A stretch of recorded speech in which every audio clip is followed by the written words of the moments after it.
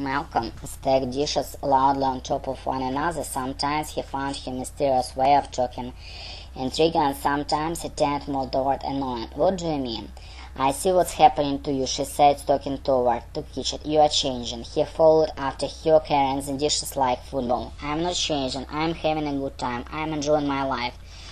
"You are becoming one of them," said little Al, hitting the last word hard. She reached her chrome sink and turned on the water, feeling it with her fingers. There was brass pots hanging from the rack above her head, and a huge steel deep-freeze refrigerator on the other side, a marble island that took up much of the room.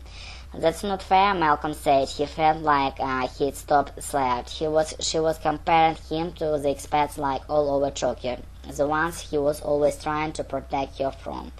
The ones he was ashamed of, who darkened the streets of Roppongi every Friday and Saturday night.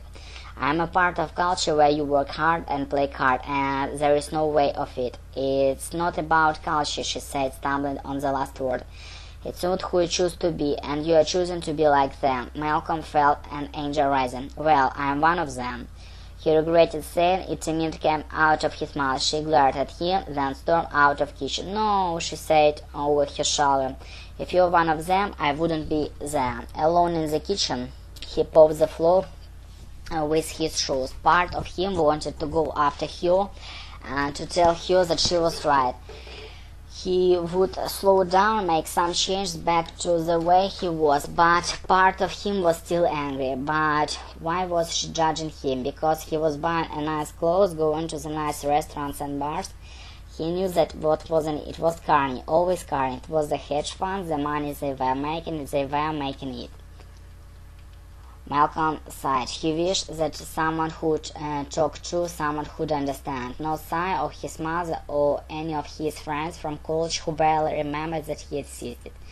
Someone who was part of the world, a carrier.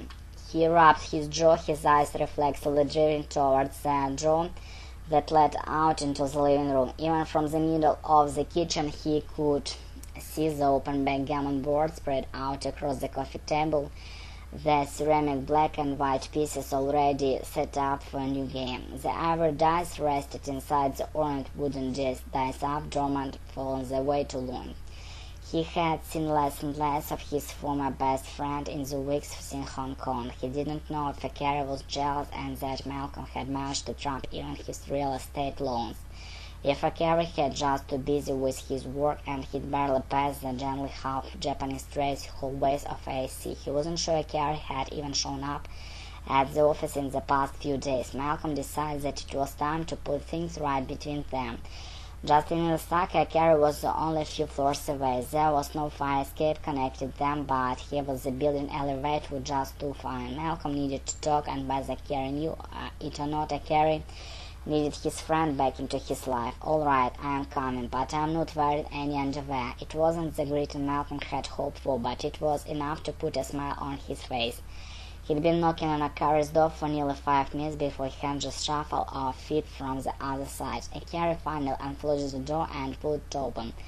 Malcolm was shocked to see his friend's face, but not just because it had been so long, but because Carrie looked like shit. His eyes were peas, his cheeks were carved by spots of fresh aim. His hair was brushed to the one side, and he looked like he hadn't taken the shower in a few days. He was wearing a jeans jacket and sweatpants or without underwear. Malcolm couldn't be sure, and his sneakers were covered in mud. Репетитор по скайпу, Smart Teacher 197.